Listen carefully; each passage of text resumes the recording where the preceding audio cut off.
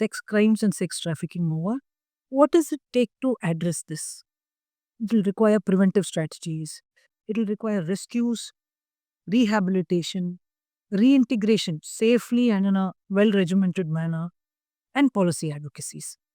So, if you look at this whole gamut of activities or intervention that are required to address such a organized crime or a crime of this kind of a level, what we have done over the last 8 years is majorly rehab.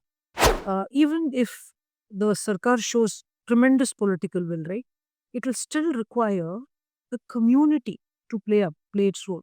So this kind of a muhim, a mission, can go to its logical closure if it is taken to every household. Every household needs to understand that this is a kind of violence that's going to eat us up whole. Today, it could be some girl, some woman there. Tomorrow, it could be my neighbor. Day after, it could be my daughter. Also, it could be my son. One day, it could be me. So there is no naam number ata pata address for this kind of violence to be targeting who and where. So if that kind of an awareness reaches us, Hi, in today's episode, we have with us Major Bhavna Chiranjay, served in the Indian Army Corps of Engineers, Madras Sappers for 9 years, training officer cadets and combat engineers. After retiring in 2009, she dedicated herself to social causes, volunteering with Prajwala Hyderabad and NGO combating human trafficking. In 2016, she founded Swakshatra in Bangalore, a post-trauma care and rehabilitation center for children who have experienced various forms of abuse. Swakshatra provides holistic support through activities like music, yoga, martial arts, um, and animal rescue, aiming to restore the childhoods of these resilient girls and help them pursue their dreams. Welcome, Bhavna, in today's episode. So, the first question to begin with would be to start a little bit about your early life, growing up in Bangalore, and how did it shape your values and aspirations for you to take up such a difficult, calling in life? thanks so much, Mawa. Very nice being on the show here, and thanks so much for this opportunity. Uh, so I'm from a family of bankers. My father was a banker, so we've grown up in different parts of the country actually. It started in Karnataka, and then we went to Ahmedabad, then Secunderabad, Hyderabad, everywhere. So not typically, hardly grew up in Bangalore, but settled in Bangalore. Yeah, so I don't think there's anything indicative of this will be the chosen path, other than the fact that maybe I don't know, I must have been 21, 19, 20, 21. I don't remember exactly when. So we were in Hyderabad. Hmm. And yeah, must have been 21. I was preparing for my civil services. I didn't make it, by the way, thankfully. Yeah. So there was this one day when I was just pacing up and down and studying late into the night. And then I just peeped out of the window and saw some form stir on a heap of sand. There was some construction happening in the site opposite us. So it didn't look like a dog. So I just watched closely and saw that it was a child actually. So it's always rankled me thereafter that I was 2021, came from a lot of privilege, education, exposure.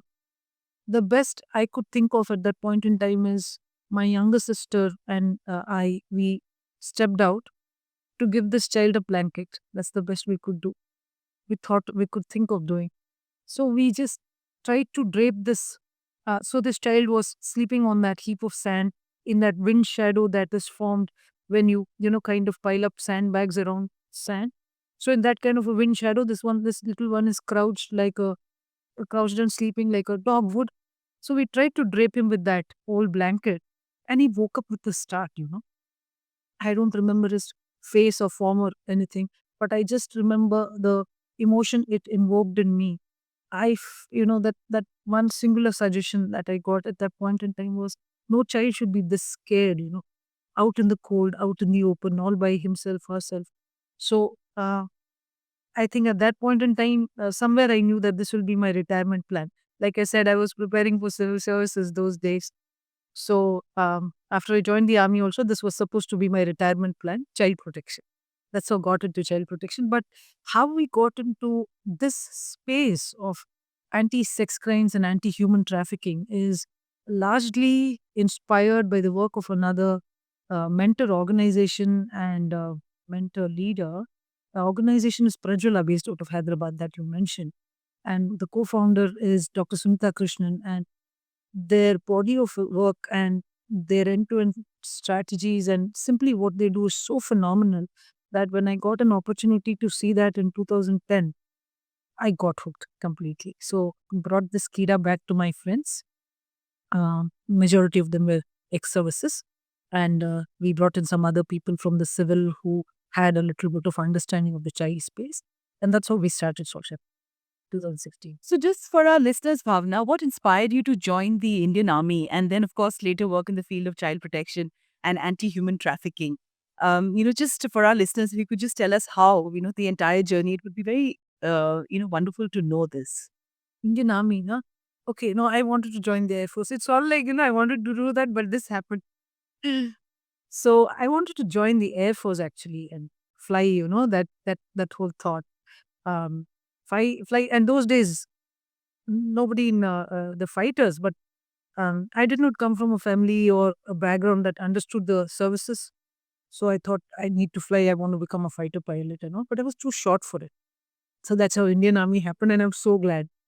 I mean, I'm so thankful to the universe for this conspiracy, if I can call it, because Indian Army I've been blessed to be part of this amazing institution. And a majority of what I am today and everything that I have, most of it, I think, is attributable to what the Indian Army has given me. So let's just talk a little bit about the leadership skills, and your approach towards social work. How has, your stint with the Indian Army been, an teacher, let's just say that. So when I think of the Indian Army and the leadership skills, my last tenure was as an instructor in the Officers Training Academy, and all my years of service in the army, I think one thought that has stayed with me is, the honor code. When we were training in 2000, in the year 2000, and our platoon commanders, our company commanders, my platoon commander is no more, bless your soul. Our company commander, I think they instilled a very strong sense of honor code in us. I think that is very essential in the formative ages, formative times. It's very essential that training does that to you. And I think I was privileged to have uh, platoon commanders and company commanders who kind of enabled that. And I think largely one adheres to that honor code in the services. There will be aberrants everywhere. There will be bad apples everywhere. But largely, I've seen the services as some institutions which still uphold this honor code. And when you live and at least try to live by that honor code, right? I think everything kind of falls in place. Just give us an example. What you mean, Bhavna, by talking about honor code? Honor code, okay. This example is going to take a while. You'll have to bear honesty, for instance. I mean, corruption today, and I'll go all guns blaring, Gamova. This cannot be filtered. We live in such a corrupt society, and the establishment, Kello, the polity, Kello, the society in general, Kello, it's almost become part of our DNA that there will be a little amount of corruption, or at least it's a given kind of a thing. I don't see why. I remember during my father's time, he's no more, lost him to COVID, but he's been a very big influence in our lives. I still remember he was a banker and a very soft spoken, very gentle one. The one time that I saw my father throw a fit, I still remember this white and white clad figure who had come to our home during the loan mela those days. In one dabba, he brought some nonsense. This was somewhere around 8:39. All of us kids were, kind of winding up dinner and retiring to our rooms. And then I heard my father go berserk, completely go. I'd never heard that volume from him. And then we just peeked into what was happening in the drawing room, and then I'd seen that whole red and something kind of a box strewn there was full of cash. So uh, I think these early experiences kind of said that, corruption is not acceptable in whatever form. So, when I speak about the honor code and we talk about not being part of a corrupt system, it will have to be in word and spirit. You cannot say, okay, I'm going to teach our children all these values, but you know what? We function in a society, in a system where आपको ये करना पड़ेगा. जरूरी नहीं है. And that is, I think, one stand we took early in the day uh, in the life of Swakshatra, in that we will be zero bribe. Being zero bribe, uh, not just in word and spirit, but also in reputation, I think helped us in that we didn't have to get into many nonsensical loops, but it made our journey difficult. It made our journey slower. The impact numbers after 8 years of work are not much to talk about, but we're proud of the fact that we stood our ground and did not dilute our stand, not even one bit. We are still to date zero bribe, and we're not compromising on those areas. I think that is where those, I don't know whether you'll call it leadership skills, Moa, but it's certainly a value system that one tries to, we all of us leaders try to bring into the organization, the employee, the children. Because children, you can give one set of bhashan, but they will look at you and emulate you. So, and if you add some noise into their lives because of some nonsense that you're doing, then that's on you. You cannot live with that. So, can you tell us a little bit about your experience volunteering with Prajwala Hyderabad and how did it influence your decision to start Sakshatra? All right. So I started volunteering with Prajwala in 2011, I think. In fact, I contacted the co-founder, Dr. Sunitha Krishnan, in 2010. But ma'am was super busy those days. And she's not also not one to suffer fools gladly. She did not meet me for about a year. In 2011, I think, when I finally went and met up with her, I saw certain things. Again, those are images that have stayed with me. These are, images that form part of this whole, I don't know how you put it. It's your kitty that kind of shapes your future. So I'd gone for this one. The first day that I had gone, um, ma'am gave a certain amount of time, considerable amount of time. And then we went about seeing some second generation prostitution prevention programs that they had, right? 17 schools those days they were running. Now they've consolidated and it's a few good ones now. Um, and then you see those faces, right? I mean, again, those forms stay with you. Little ones, them almost taklu haircut, just trotting around. And just to imagine that this child in a few years or maybe even now could have gotten sucked into prostitution. What kind of a dysfunctional system do we live in? How is it okay? How is it okay to look the other way, right? So the very first day and that visiting the second generation prostitution prevention programs was definitely one trigger, if I can call it that. But otherwise, I think I did attend another judicial intervention of Prajula, where a few judicial officers had been called. It was a sensitization program where you bring in the real face of trafficking before the judiciary. That kind of a 2 day intervention, and the second day we went to the one of their ashrams, which is in a place called Amangat. A bunch of children doing something. They put up a good show for us, So I still remember there were these three girls of different ages, shapes, and sizes who were the compeers, the master of ceremony. In that master of ceremony, I still remember a white frill frog, little one, 7, 8-ish maybe, romping around, just all, gung-ho and going about. And then Smita ma'am told me, just pointed at that kid and said, raging alcoholic. She just said this. Maybe it's a recruitment method. And the thought kept rankling, raging alcoholic 7-year-old.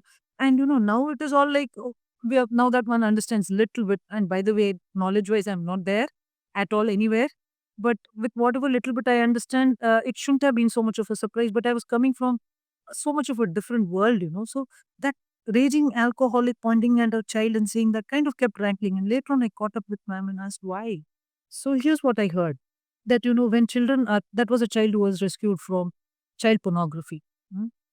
So rampantly, day in, day out, at 7 years of age, if people have to rape you, right? a child being whatever naturally wired in whatever way by naturally will not be able to go with this, right? So the method is to keep you, if I can use that word, doused in some kind of substance abuse. For this child, it was alcohol. So again, that whole the outrage. The what I felt at that point in time was outrage that this is not okay. And if you're not part of a solution in some strange way, you're part of a problem. And the other suggestion I felt was that I cannot be part of this problem. You know, I think these two were those triggering points which kind of shaped Swachhatra. So, how does Swachhatra Trust provide holistic support to the girls in your care? How does your organization, Swachhatra, exactly do? Just for our listeners, so that we also have more people understand what kind of work do you do? Okay. So if you look at the problem definition, sex crimes and sex trafficking more, what does it take to address this? It will require preventive strategies. It will require rescues, rehabilitation, reintegration safely and in a well regimented manner, and policy advocacies. So if you look at this whole gamut of activities or intervention that are required to address such a organized crime or a crime of this kind of a level, what we have done over the last 8 years is majorly rehab, the rehab part of it. We've done very little prevention. We've done close to only, I'd say, 15% of our children in rehabilitation at this point in time are our own rescues. Otherwise, largely they are state rescued children. And reintegration happens as a natural course in terms of the planning, the integrated child care plan for a child. Policies advocacy is very little is what we've done. But major part of our work over the last 8 years has been rehab. And this was again by default, not so much by design, because when I was volunteering for Prajwala in their operations in Karnataka, and you're part of this whole rescue team, and then you bring in a woman or a child. Those days it was adult rescues that I was involved with, and then this person comes into a state-run home. In some places, state-run homes are run very well. In some places, not so much. In some places, woefully. But irrespective, if you do not have rehab designed and operated to understand the post-trauma care needs of this kind of a trauma profile, because this is trauma as trauma can be. I mean, it is heightened trauma of a different level. If you can just stretch your imagination to see what this individual has gone through, post-trauma care should be at the core. You have to understand that, and rehab should be designed so. Rehab was not that. State-run facilities, for whatever it is worth, they have to handle a whole lot of whole range of this thing. I'm not trying to defend anybody. I'm possibly the worst critic of all these things, but this is not for today to be speaking about all that. But even if there's a well-meaning person trying to do a good job in a state-run setup, do they have now the bandwidth and the focus to ensure what this person from sex trafficking needs? Not so much.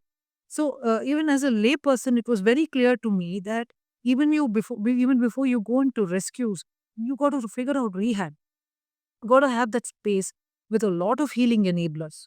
Lot of healing enablers. It can't be a one size fit all approach. And see if you can stitch back that fabric of this person's life that's been disrupted. So again, when we started with rehab, which is the children's home that we're talking about. So to answer your question again, that other part of your question more, what do we do in this children's home? We look at 4-5 layers of support. Most important is the post-trauma care. What does that entail?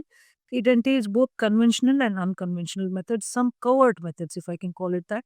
Conventional methods would be counseling, psychotherapy, psychiatry. Psychiatry as the last resort. Yeah. And in the unconventional methods, we have certain very important things happening. And one of that is my own pet peeve, which is animal assisted intervention. Life with animals. Life with caring for animals, right? That's one thing.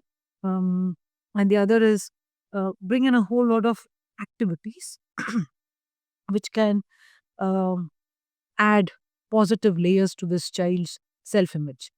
And therein lies the healing. That's the second thing. And the third part is it's not so much an unconventional method as it is a possibly a novel concept here at this point in time in our country. There's this concept called therapeutic community. Um, Now, Hankman Institute is our psychotherapy support partner, and they've been helping us to roll out this concept of therapeutic communities. It is an attempt, and I must tell you, we're not a therapeutic community at this point in time. What it is an attempt to see if you have a trauma informed space where the space, the schedule, the caregivers, every element of it is designed to be trauma informed and give that kind of a post trauma response to a survivor, right? So, in such a community, the life in the community itself, the schedule, the people nearby, everything is designed for you to heal, and hopefully that healing happens. Reason I've been constantly saying, hopefully, Mawa, is because this kind of trauma, I don't think it leaves your system. I don't think you can completely overcome it. What you can definitely do, and especially with children, is there's so much hope there. There's so much bouncier. There's so much of that nature given sturdiness that if you catch them young and if you enable these healers, you can give them definitive tools to handle this kind of trauma safely and go into adulthood and live quote unquote normal lives. That's the attempt in the post trauma care support part of it in our organization. The other thing is the support with the criminal justice process. What does that involve? Now, see, like I mentioned, majority of our children are state rescued, which means to say when they get routed to us through a quasi-judicial bench called the Child Welfare Committee. At this point in time, we have an amazing group, but we have seen some sad ones. So when these children are routed to us through this Child Welfare Committee, why does the Child Welfare Committee send this child to us? It's because we, as an offering, have said we want to support child survivors of sexual violence, right? So one such profile, comes to you.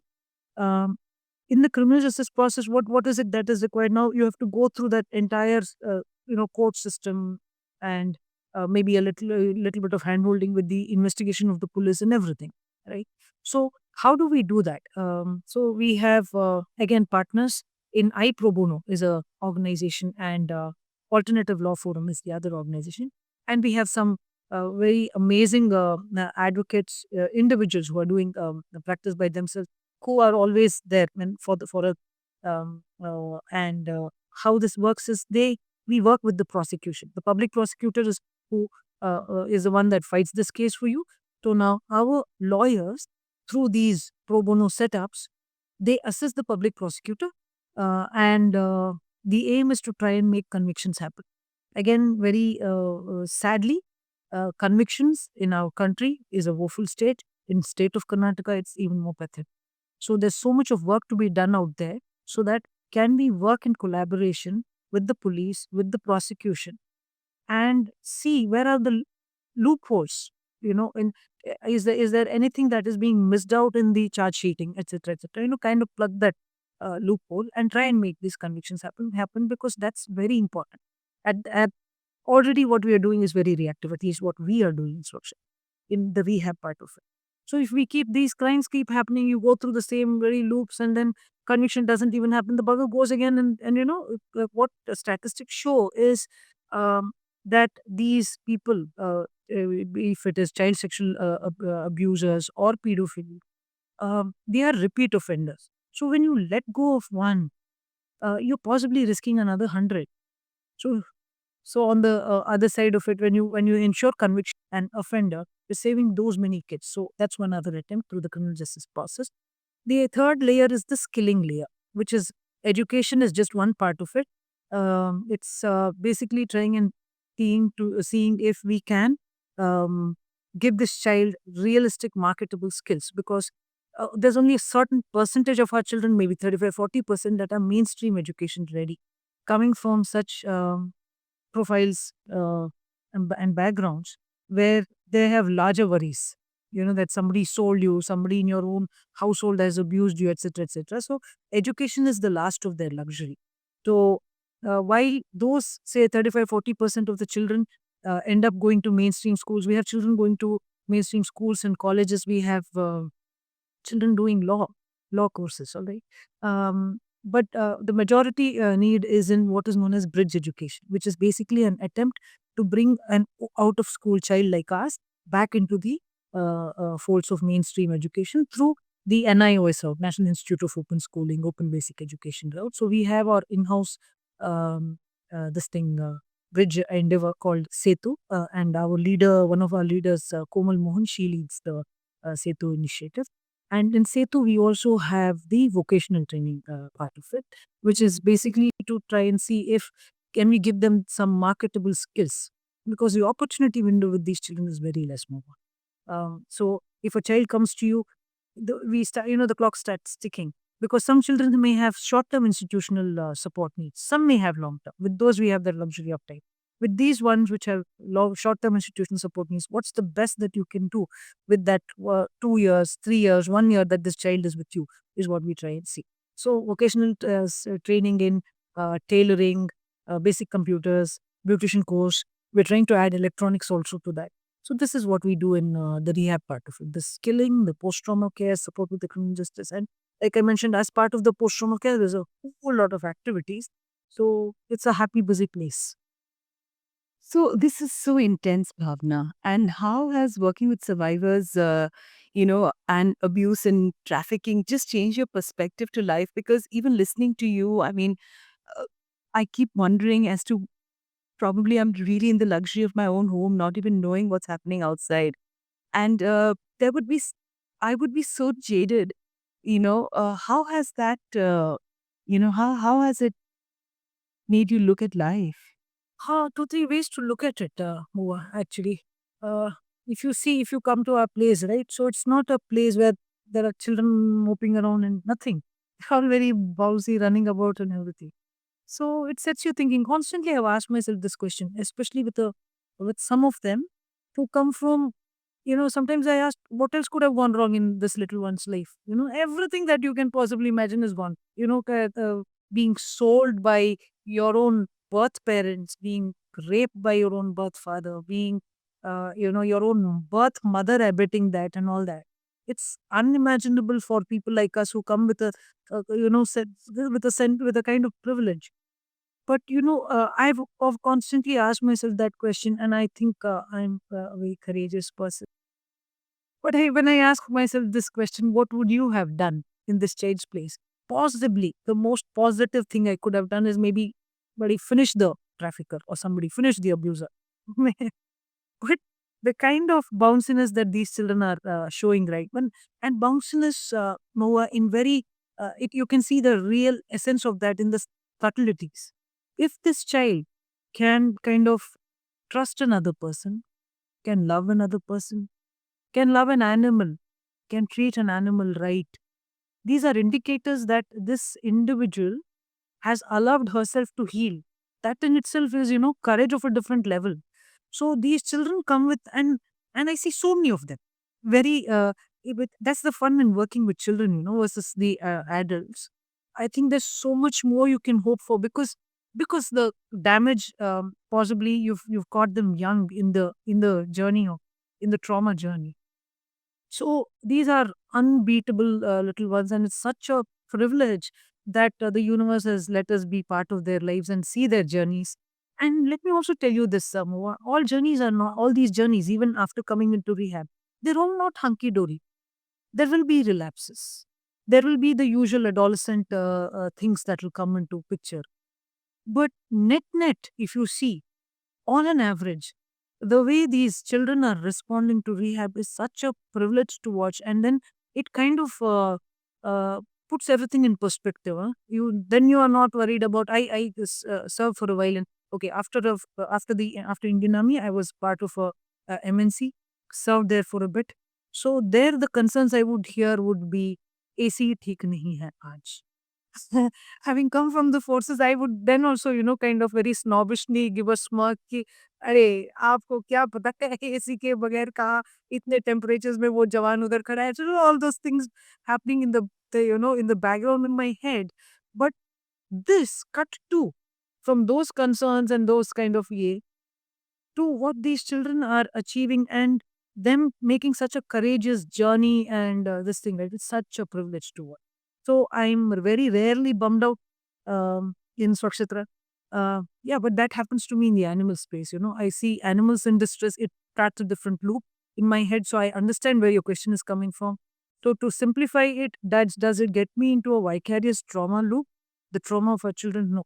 It gets me into, on a positive note, a loop of, pride and exuberance and abundance. And on the negative side, sometimes I'm severely outraged. But luckily, with the work, there's a way to channelize that outrage. So all is sorted. I hope I answered your question. Yes, of course you did. And of course, there is tremendous amount of courage that I see in you, Bhavna, while I'm talking to you. So much to learn. And is there any particular experience or story that's had a very profound impact on you, among all the little girls that you have, brought into your fold? Many more, many. Resist from labeling that this is the best that I've heard, because one needs to be open to those magical experiences. Dime a dozen happening, day in, day out happening.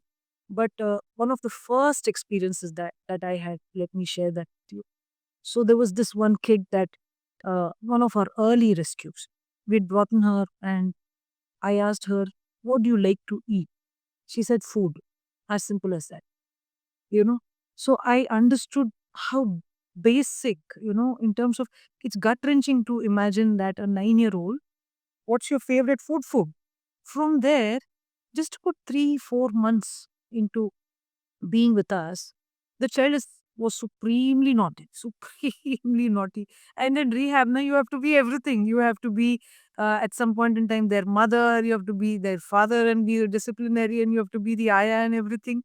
So, in one of my disciplinarian roles, I was just sitting that child and asking her, Ki, what's bloody wrong with you? Why are you doing this? Kind of a thing. You tell me you've been, no, it was not 4 months. I think it was a year plus.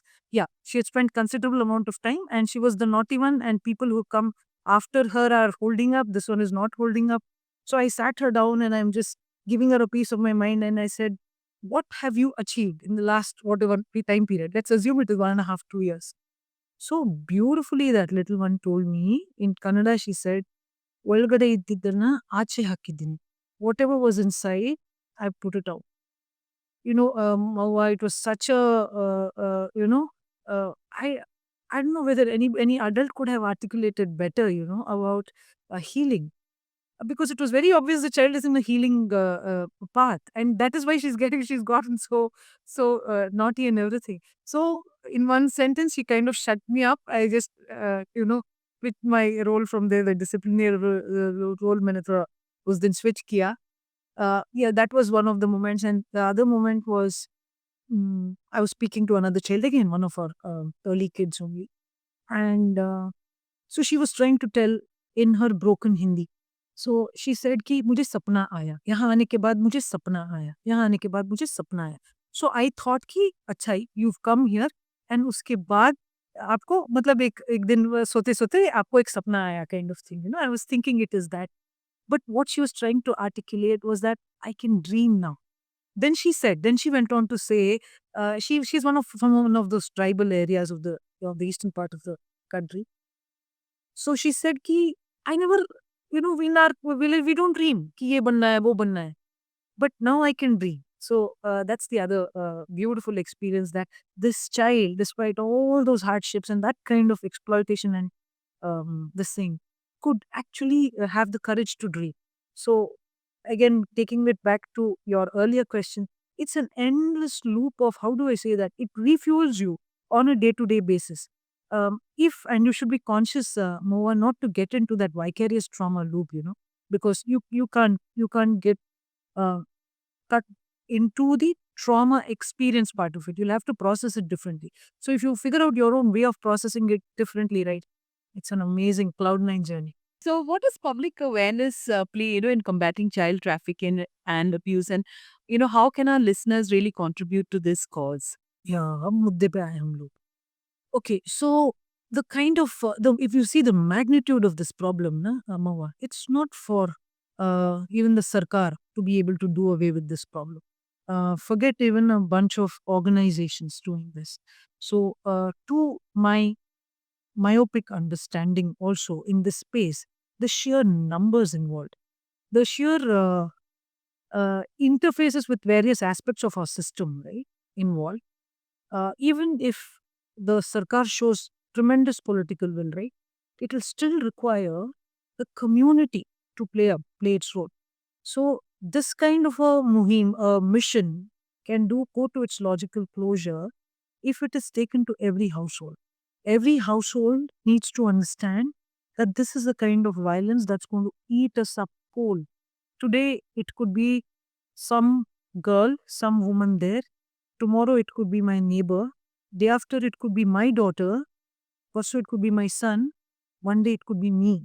So there is no naam number atapata address for this kind of violence to be targeting who and where. So if that kind of an awareness reaches us, in fact, recently I attended this one panel discussion where cyber crimes were being discussed, and Sunta ma'am was one of the panelists. And from one of her recent studies, she shared a little bit.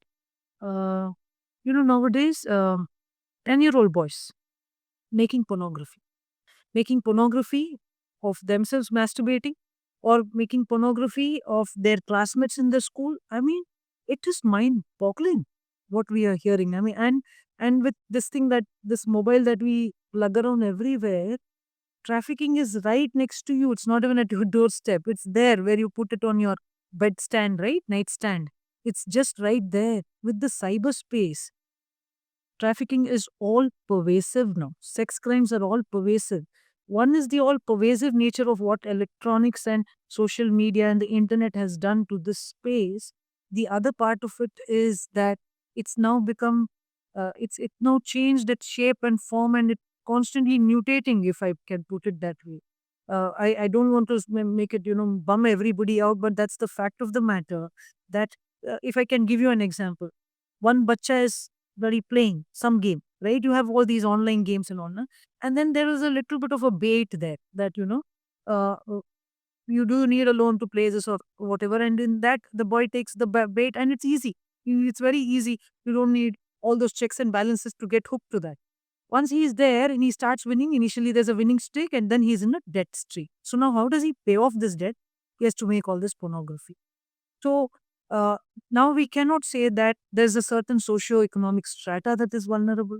We cannot blame it as an offshoot of poverty, that this and the other. It can be anybody anywhere.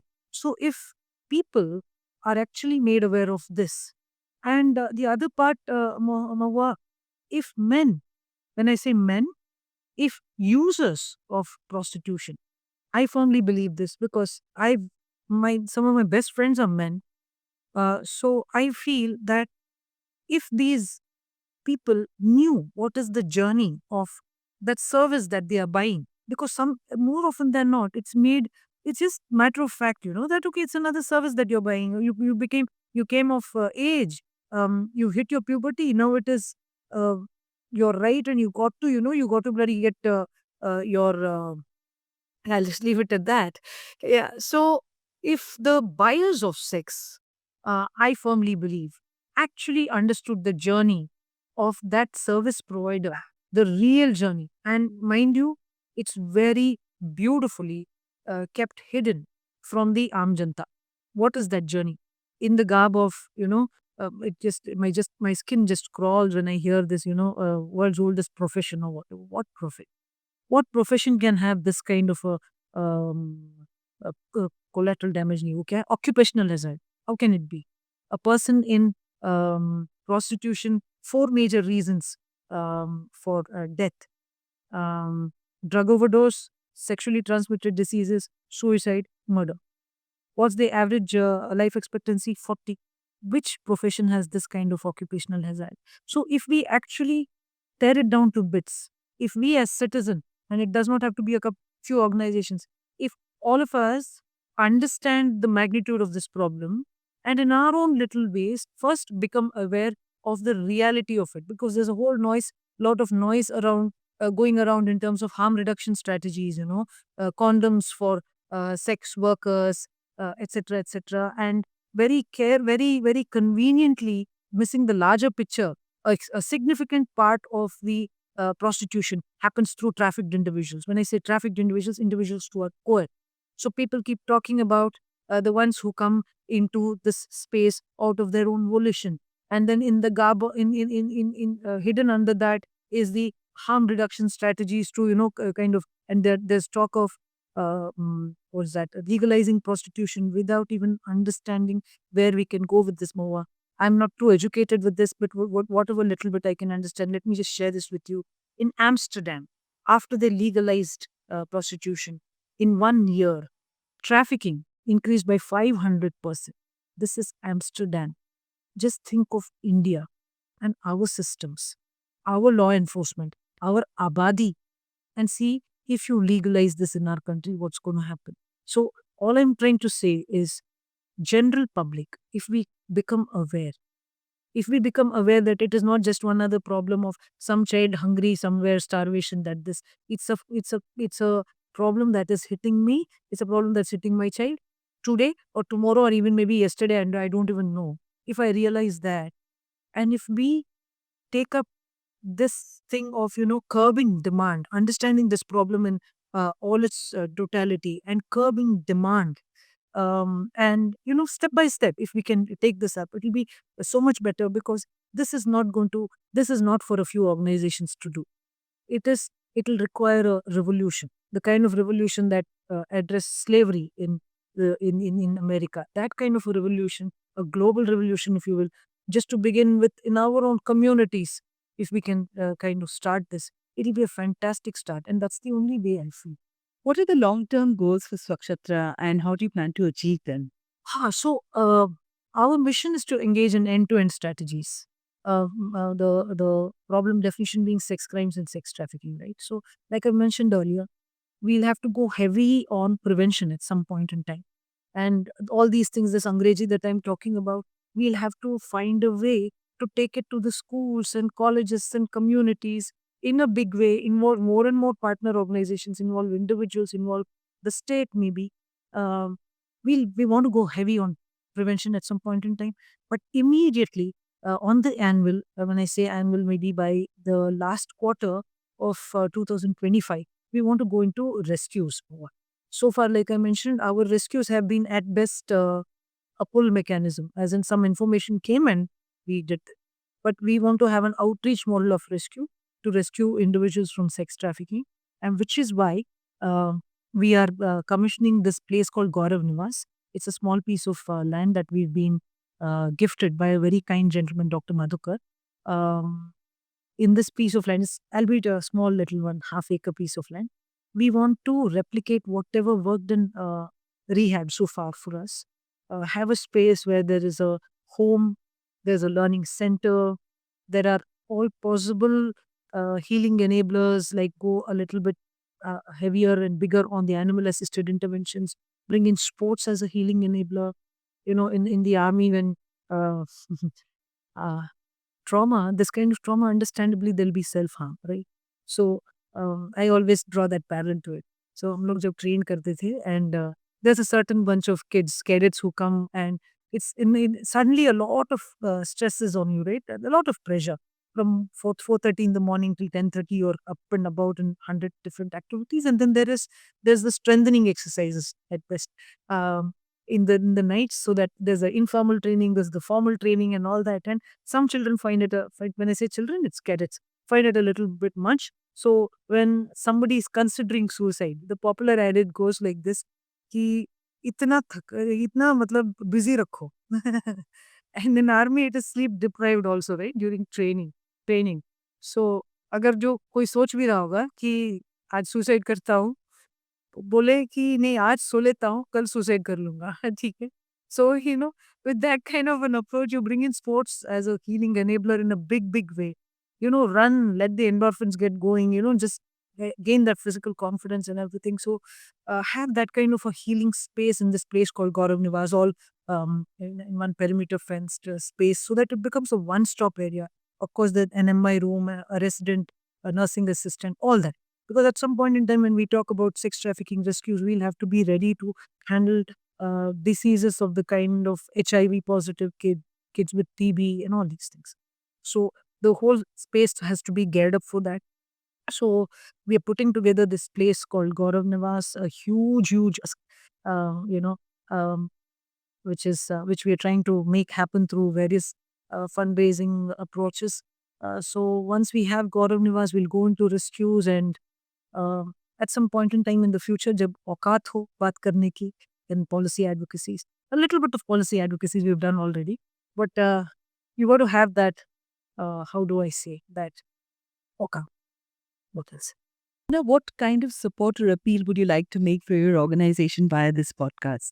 So, first of all, ladies and gentlemen, and everybody who are watching this show, uh, if we can for a moment, if you do not understand much about this space, take a pause and go learn for yourself, understand the problems and how does that happen. Not by reading a few, positions on this. How it has to happen is you need to try and understand the survivor think on this. What do the survivors have to say?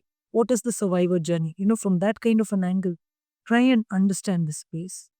Try and understand the cyberspace. And that awareness will be key because at our households, I think the biggest service you can do in your household is if you can make the buyers of sex. For lack of a better word, I'm just saying the men. Buyers of sex can be of any gender. I don't want to. I don't want to get into that controversy. But the larger segment. If I'm a mother and I have two boys, I think part of my responsibility is also to understand this, and not just the mother, the father also, everybody who's in the caregiving to kids, to try and make these boys understand their responsibility when they create demand. I'll just give you a small example. I hope I'm not taking too much time. We just take it as a given, right? That boys will see pornography. You know how that pans out. When you go and click on a particular site, right? Pornography. You've heard of what's that? TRA? Yeah. Viewer ratings related, how things go into prime time, etc. Even in the cyberspace, it's pretty much that kind of a math that pans out. When you click on a particular site and say, suppose a boy says, I want to watch a porn that involves maybe some Asian uh, underage or something like that. What this boy has actually done by clicking on that site is effectively added demand. So when they have a sufficient number of clicks, somebody goes out and pimps in a minor Asian.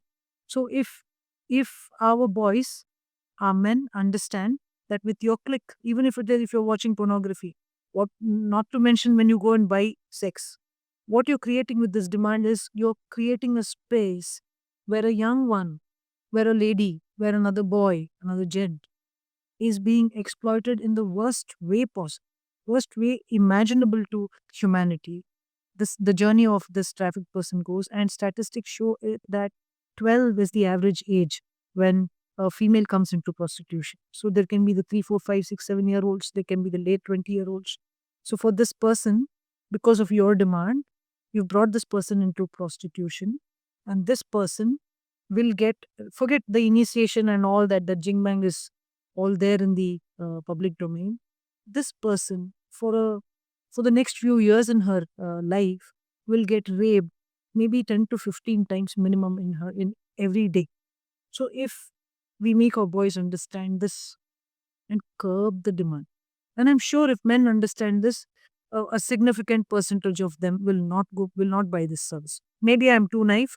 Let the universe show me if I'm naive. But I'm really hopeful, and I really think that if they see the real picture, men will desist. They will curb demand. That's the most important thing. Second, you asked how can somebody support organizations like us? Paisa to hai hi hai. Help us build Gaurav Nivas. We need a whopping 6.7 CR to make all those uh, 3 big facilities happen and all these healing enablers happen. Um, you can look up www.swakshatra.in. Our website will give you the details if you can contribute. If you can volunteer, it's not just about Swakshatra. You can't, this thing, if you have a local organization working in the space of sex crimes and trafficking, visit them, understand their work, first ensure that they're doing honest work, help them with money, help them with volunteership, help them with your time. Time not for, I have 2 hours today, I will go and spend some time out, or again, I'm not trying to belittle anybody that goes and celebrates birthdays or whatever, but that's not what is going to help a mission when you go and celebrate your child's birthday there. Um, yeah. Cake मिल गया बच्चों को, उसके अलावा there's no harm with that, then good. Please give your time. When I say time, it has to be a concerted amount of time and regularity so that you help rebuild the trust in that kid, that woman, that somebody cares and not cares just for 2 hours in their lifetime. They're going to come at least once a month, once a week, whatever it is. So you can give your time and volunteership. You can help with resources and money to make these things happen, because the financial engine is a perpetually VUCA engine. We have to keep that going. And of course, awareness. Please become champions for Men Against Demand. Men Against Demand was, by the way, a campaign that Sunita ma'am took up from Sukshi. I'm one big fan. Yeah. And I'm a huge fan of yours. And thank you so much for being on today's episode. Thank you once again, Major Bhavna Chiranjay, for being on the Mahala Show. It's been an honor to have you here with us. Thanks so much for this wonderful opportunity. You have a lovely day. Thank you.